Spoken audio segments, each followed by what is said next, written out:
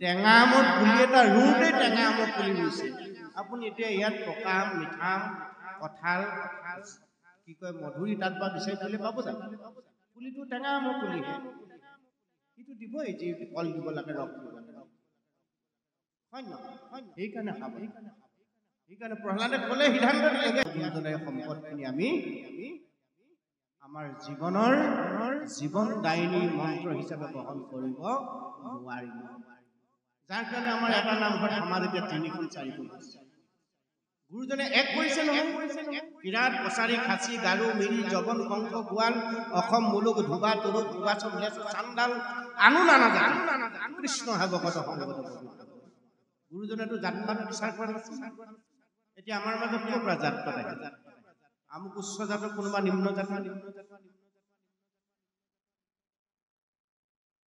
এইবোৰ আছিল জানো গুৰুজনাৰ সকলোকে এক ঈশ্বৰৰ সেৱক হিচাপে এটা ধাৰত লৈ যাব বিচাৰিছে সেইটো কৈছে গুৰু পৰম্পৰা সেই ব্যৱস্থাটো দিছিলে গুৰু পৰম্পৰাৰ যোগেদি এতিয়া আমাৰ গুৰুসকল আছে আমাক যিসকলে এই আধ্যাত্মিক জ্ঞানৰ দীক্ষা দিছে এইসকল আমাৰ দীক্ষা গুৰু ৰাম মহন্ত প্ৰভুজনাৰ দৰে শ্ৰী শ্ৰী আউনীআটী সত্ৰৰ দৰে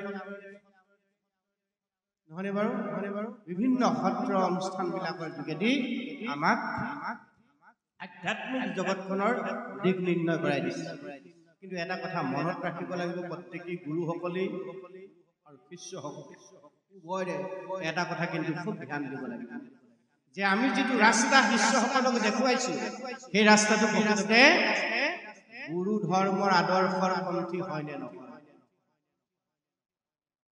ভাগৱত আদৰ্শপন্থী হয়নে নহয় কীৰ্তনৰ আদৰ্শ হয় নহয় মহাপুৰুষৰ এই 6খন গ্ৰন্থৰ আধাৰিত ৰাস্তা হয়নে নহয় গুৰুসকলে কিন্তু এই কথাটো লক্ষ্য কৰিব লাগিব সেইকাৰণে কৈছে সেইজনকে গুৰু বুলি কবা যিজনে মৃত্যু তৰণৰ পথটো আপোনাক মোক দেখুৱাই দিব পাৰে সেইজনক পিতৃগুৰু বুলি কবা সেইজনক মাতৃগুৰু বুলি কবা সেইজনক শিক্ষাগুৰু বুলি কবা সেইজনক দীক্ষাগুৰু বুলি কবা সেইজনক পৰম গুৰু বুলি কবা যিজন পৰম গুৰুৰ যোগেদি তুমি নিজ গুৰু পৰিচয় পাবা নিজ গুৰু কোন আমাৰ প্ৰত্যেকৰে নিজৰ গুৰু হ'ল নিজ গুৰু বৃত্তি কৃষ্ণ গীতাৰ 8ম অধ্যায়ত শেষত একেবাৰে অৰ্জুনক কৈছে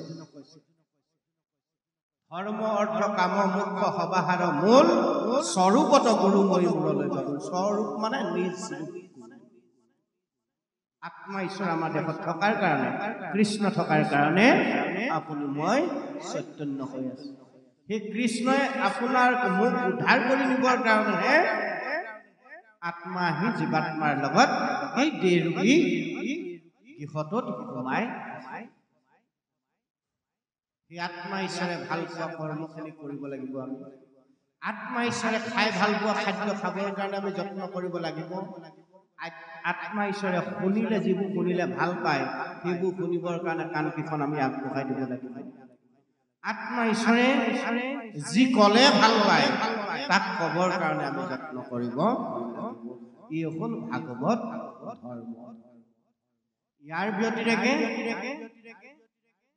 আমি যদি আমাৰ এখন সমাজ 4খন হৈ আছে এতিয়া এটা নামঘৰ ভাগি যে 4টা নামঘৰ মানুহ একেখিনি হয় নহয় এখন গাঁৱত যদি আছে কেৱল মাত্ৰ দিখুপৰীয়াৰ ৰাইজ আছে দিখু মুখৰহে ৰাইজ আছে নহয় জানো এইখন গাঁৱত কেতিয়াও 2টা বা 4টা নামঘৰ হ'ব নালাগে এটাই হ'ব নহয়নে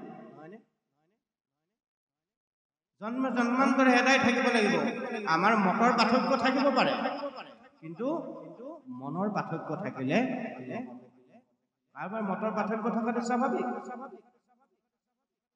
কিন্তু মনৰ পাৰ্থক্য জীৱনৰ লক্ষ্য এটাই হ'ব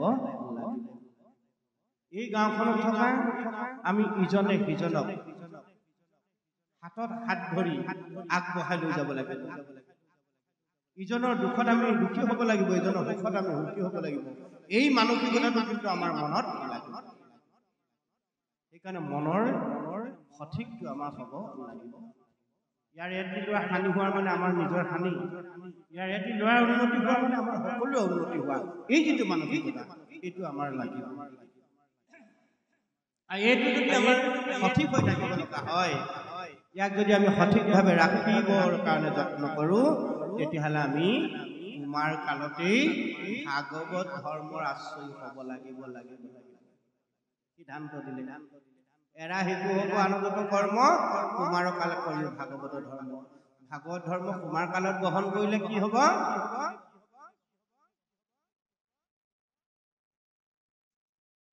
জীৱৰ জীৱন শৃংখলিত হ'ব। কেনেকৈ শৃংখলিত হ'ব? নৰে ঈশ্বৰত্ব হোৱাৰ তেওঁ পথ লাভ কৰিব। জীৱ শিৱলৈ ৰূপান্তৰ হোৱাৰ ৰাস্তা তেওঁ পাই যাব। কেনেকৈ পাব? প্ৰথমতেই ভগৱান কৃষ্ণৰ চৰণত যেতিয়া আশ্ৰয় হ'ব, ভগৱান কৃষ্ণ উপলব্ধি যেতিয়া হৃদয়েৰে কায়েৰে মনেৰে কৰিব, প্ৰথম তেওঁ আদ্য গুৰু দৰ্শন লাভ কৰিব। সেইকাৰণে আমাৰ গোটেই ব্যৱস্থাটো হ'ল গুৰু পৰম্পৰা মনত ৰাখিব। গুৰুৰ অবিহনে আমাৰ জীৱন কেতিয়াও শৃংখলিত নহয়। আদ্য গুৰু পিতৃ মাতৃ নৰ সমস্তৰ, যাক নুপুজিলে হয় বিঘিনি বিস্তৰ। আপুনি যিমান শিক্ষিত নহওক, হয়তো আপুনি জ্ঞানী নহ'ব পাৰে। শিক্ষাৰ চাৰ্টিফিকেট আপোনাৰ বাকচত ভৰপূৰ হৈ যাব। এমফিললৈকে আপোনাৰ চাৰ্টিফিকেট থাকি যাব, মাষ্টাৰ অফ ফিলচফাৰ। কিন্তু জ্ঞানৰ চাৰ্টিফিকেটখন আটাইতকৈ ডাঙৰ। আমি চুই গৈছিলোঁ কথাষাৰ পুনৰ দোহাৰিব খুজিছোঁ যে যিগৰাকী মাতৃয়ে 9 মাহ 10 দিন পিচাব কৰি ৰাতি দিন কৰি টোপনি ক্ষতি কৰি আমাক জন্ম দিবৰ কাৰণে জীৱনটো সৰ্বস্ব ত্যাগ কৰি দিলে পুত্ৰ কন্যা সন্তানৰ কাৰণে।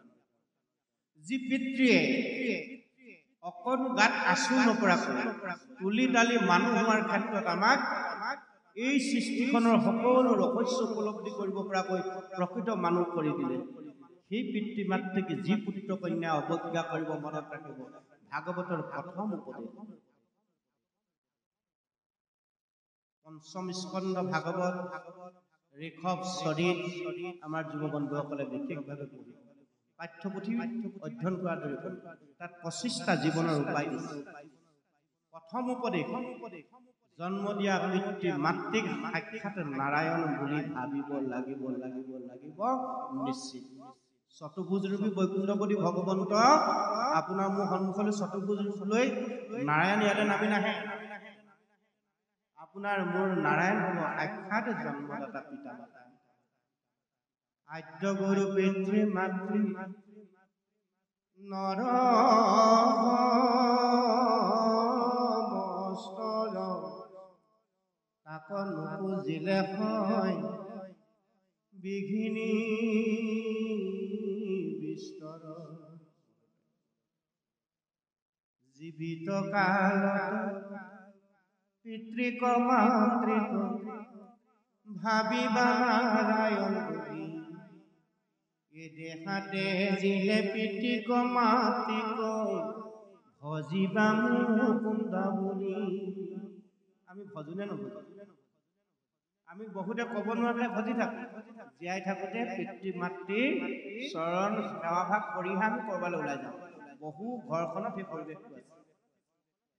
শুই উঠিয়ে পিতৃ মাতৃৰ চৰণ সেৱা কৰা বহু পুত্ৰ কন্যা আজি এইখন অসমত আছে। আৰু ক'ৰবালৈ এখোজ ওলাই যাবলৈ হ'লে মাক বা দেউতাকক সুধিহে যায়। এইবোৰ সংস্কাৰ, এইবোৰ হ'ল একোটা জীৱনৰ আদৰ্শ। ভাগৱত বেলেগ শিক্ষাৰ কাৰণে পঢ়িব নালাগে, এই শিক্ষাবোৰৰ কাৰণে আমাক ভাগৱত আমি অধ্যয়ন কৰিব লাগে। পিতৃ মাতৃ মোৰ আদ্য গুৰু, তেওঁলোকে ইচ্ছা কৰা হ'লে গৰ্ভতে হয়তো মোক মাৰি পেলাব পাৰিলে হেঁতেন। মোৰ দুষ্ট মুখে কাটে মুখে মাৰে মুখে কৰে। অসতী পুত্ৰসকলে কন্যাসকলে যেতিয়া পিতৃ মাতৃক অত্যাচাৰ কৰে, এহাতে চকুলো টুকি পায়, ভাত খাই যদিও কোনোদিন অন্তৰৰ পৰা নিজৰ ল'ৰাটো হানি হৈ যাওক বুলি সাওপাত নিদিয়ে। দিয়ে জানো? কিজানি ভাল হয়, কিজানি প্ৰভুৱে ভাল কৰে, এই চিন্তাতেই থাকে। সেইকাৰণে খুব সাৱধান বন্ধুসকল। তাৰ কাৰণে সেই পিতৃ মাতৃসকলে অবাঞ্ছিত ফল এটা লাভ কৰাৰ কাৰণটো হ'ল সময়ত শৰপাত মাৰিব নজনাৰ দুখত।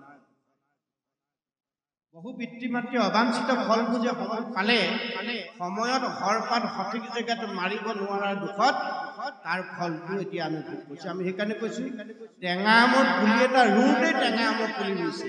আপুনি এতিয়া ইয়াত পকা আম, মিঠা আম, কঁঠাল, কি কয় মধুৰি তাত বা বিচাৰি পেলাই পাব জানো?